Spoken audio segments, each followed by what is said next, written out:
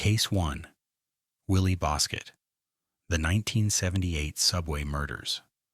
On the evening of March 19, 1978, a 15-year-old named Willie Bosket boarded a train in Harlem with a gun and a plan to rob passengers.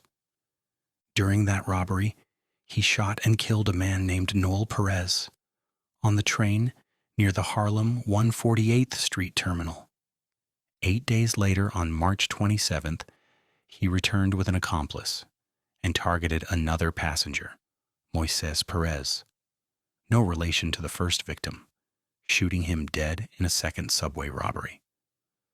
In between those killings, Bosket also shot a New York City Transit employee in the Lenox Yard and committed additional armed robberies on the subway line. Police connected the cases through witness descriptions. When they picked Bosket up, he already had a long juvenile record and quickly admitted to the shootings during the investigation. Prosecutors charged him in family court because of his age, even though he had killed 2 people and shot a third. At trial, Bosket suddenly pleaded guilty to the murders, surprising even his own lawyer.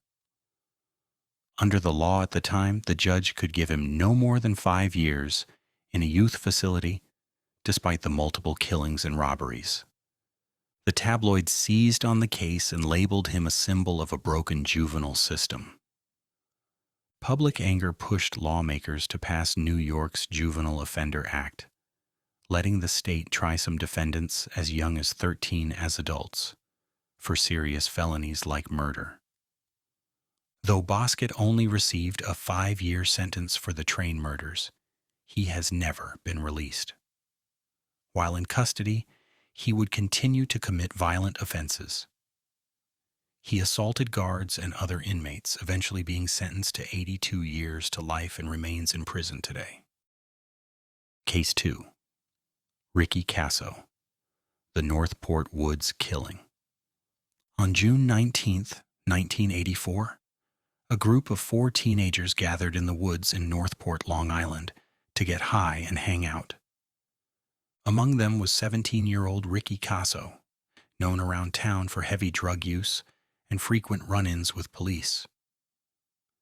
Another teen in the group was 17-year-old Gary Lowers, the boy Kasso would kill before the night was over. The teens used what they believed was mescaline, likely LSD, and the mood turned hostile as Kasso confronted Lowers over stolen drugs and money. An argument escalated into a beating and then a stabbing attack. Lowers was stabbed many times and left dead on the forest floor, his body covered with leaves and branches, before the group left the woods. For weeks the killing stayed secret, talked about only in their circle. Eventually one of the teens who had been there spoke about the murder, and word reached police that a body was in the woods. Officers searched the woods and found Lowers' remains, confirming the account they had been given.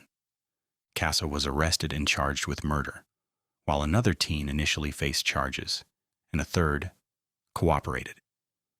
The case exploded nationally because of claims of satanic rituals, heavy metal connections, and its timing during the broader satanic panic in the 1980s.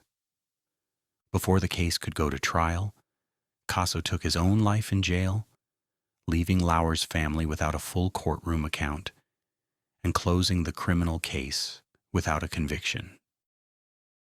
Case 3. Eric Smith. The Savona killing.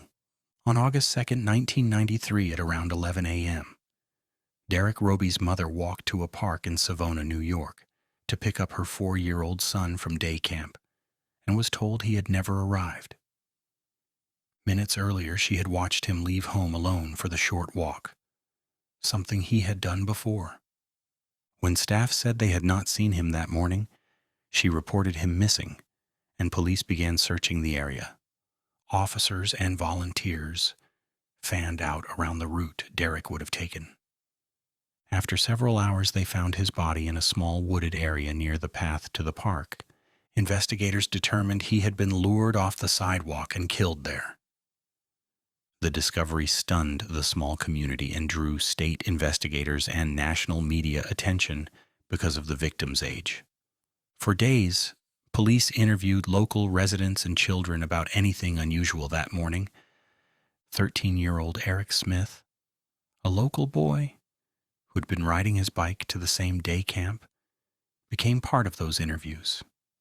Several days later, Smith confessed to his mother that he had killed Derek, and the family contacted authorities. Smith was arrested and charged with second-degree murder in Steuben County. At trial, prosecutors laid out how Smith intercepted Derek on his way to camp and attacked him in the woods. In August 1994, a jury found Smith guilty of second-degree murder, and the judge imposed the maximum term available for a juvenile at the time, 9 years to life in prison. Smith remained behind bars for decades and was repeatedly denied parole before finally being granted release in 2021 and leaving prison in February 2022. Case 4. Michael Pilato, the Webster arson murders. On December 7, 2011 at about 1 a.m., a fire broke out inside a 2-story home on Cardle Drive in Webster, a suburb of Rochester, New York. Neighbors woke to flames and called 911 as the house burned with holiday decorations still visible outside. Firefighters entered the structure and pulled out family members, but several could not be saved. The blaze killed 71-year-old Carmen Pilato and his teenage and preteen sons, Peter and Joshua. Their mother, Elaine, and a 13-year-old daughter escaped with injuries. At first, the fire looked like a tragic house blaze, but investigators quickly noticed signs that did not fit an accidental origin. Fire investigators and police studied burn patterns and debris and determined that gasoline had been poured through the interior of the home. Attention turned to 15-year-old Michael Pilato, Carmen's adopted son, who had been in the home before the fire started. Questioned by detectives, he eventually admitted spreading gasoline around the house and setting it alight. Prosecutors charged him with murder, attempted murder, and arson. In court, the state argued that he intended to kill his family, while the defense raised claims of emotional disturbance. A jury convicted Pilato of second-degree murder and related counts. In July 2013, a judge sentenced him to 15 years to life in prison, the maximum term available under the charges, for setting the fire that destroyed his family's home and killed his father and brothers. He is currently still incarcerated, with December 3, 2026 as the earliest possible parole date. Case 5. The Tessa Majors case, teen killers in Morningside Park. On December 11, 2019 at about 5:30 p.m., 18-year-old Barnard College student Tessa Majors walked into Morningside Park near 116th Street in Manhattan. Around dusk, 3 teenagers entered the same park planning to rob people, according to later statements. They watched several possible targets before focusing on Majors as she used the park staircase.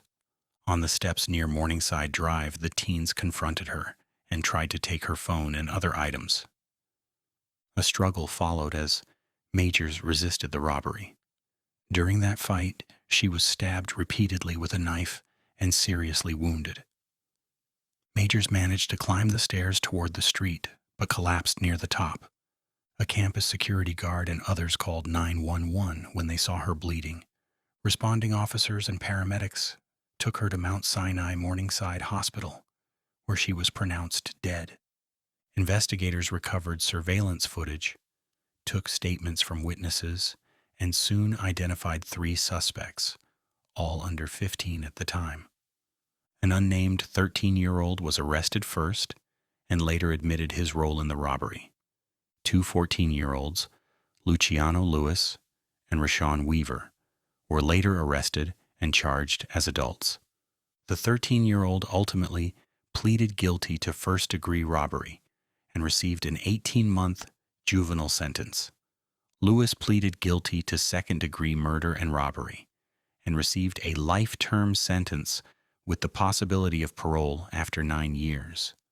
Weaver later pleaded guilty to second-degree murder and robbery and received a life-term sentence with a minimum of 14 years, closing the criminal side of a case that shook both Barnard and New York City.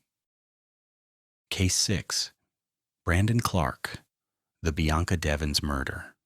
On July 14, 2019, in the early morning hours, police in Utica, New York, responded to calls about a possible suicide attempt near a dead-end street off a parkway. When officers arrived, they found 21-year-old Brandon Clark standing by an SUV and seriously injured from a self-inflicted wound. Near the vehicle, they discovered the body of 17-year-old Bianca Devins, a local teenager known on social media. Investigators learned that Clark and Devins had traveled to New York City together the previous evening to attend a concert and then driven back toward Utica. According to later accounts, the two argued during or after the return trip. Reportedly, after Clark saw her show affection to another person. At some point while Devins was in the vehicle, he attacked her with a knife, killing her. After the killing, Clark took photos of Devins' body and posted them to online platforms, along with disturbing captions, sending shock and confusion through her circle of friends and family as the images spread. He then called family members in a way that sounded like a goodbye, prompting them to contact police. Those calls helped officers locate him and the crime scene, where they intervened before his suicide attempt succeeded. Clark was arrested and charged with second-degree murder in Oneida County. In February 2020, he pleaded guilty, admitting in court that he killed Devins. A judge later sentenced him to 25 years to life in prison, the standard range for that charge in New York, and the case also pushed state officials to advance Bianca's law, targeting how social platforms handle violent images. Thanks for watching. I hope you enjoyed the video. Subscribe for more true stories from Dewey Tells It.